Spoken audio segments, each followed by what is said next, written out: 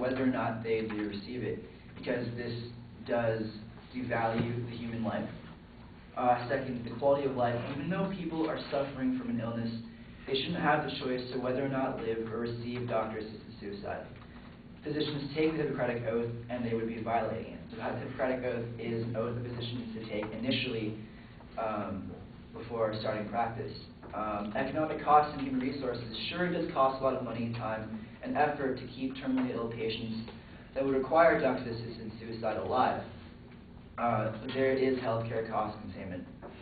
By giving people the choice of doctor-assisted suicide to a terminally ill patient, we would be devaluing the human life. The asserted right to assistance in committing suicide is not a fundamental liberty interest protected by the Due Process Clause. According to the American Medical Association, it is understandable, though tragic, that some patients in extreme duress, such as those suffering from a terminal, painful, debilitating illness, may come to decide that death is preferable to life. However, permitting physicians to engage in euthanasia would ultimately cause more harm than good. Euthanasia is fundamentally incompatible with the physician's role as a healer, and would be difficult or impossible to control, and would pose serious societal risks. The involvement of physicians in euthanasia heightens the significance of its ethical prohibition. The physician who performs euthanasia assumes unique responsibility for the act of ending the patient's life. Euthanasia could also readily be extended to incompetent patients and other vulnerable populations. Instead of engaging in euthanasia, physicians must aggressively respond to the needs of patients at the end of life. Patients should not be abandoned once it is determined that cure is impossible. Patients near the end of life must continue to receive emotional support, comfort care, adequate pain control, respect for patient autonomy, and good communication.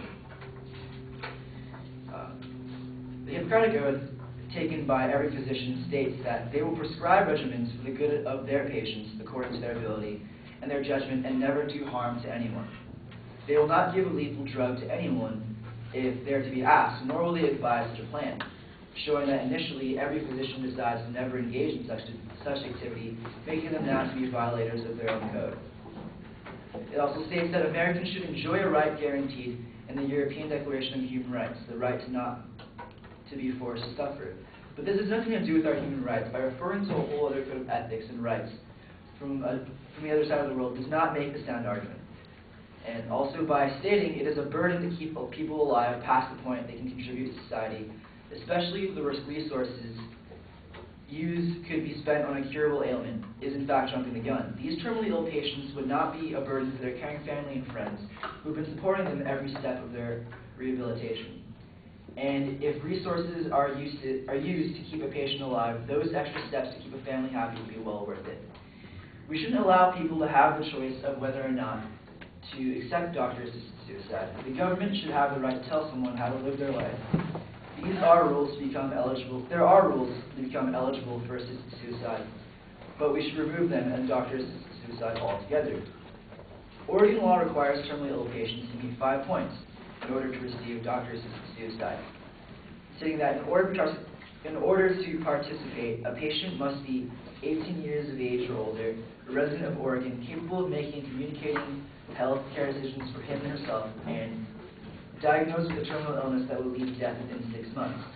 It is up to the attending physician to determine whether these criteria have been met, but this law should be repealed or lengthened greatly. If someone is terminally ill and they are in a hospital with limited space or are lacking the money to pay for coverage, they shouldn't have the right to doctor-assisted suicide. Even though burdens are placed on family members due to hospital charges, hardships during the last few months of a terminally ill patient's life are still of the utmost importance. Even if both of the family and patient are unwilling to deal with the time left in the patient's life, they are entitled to, and as a human being, let nature run its course.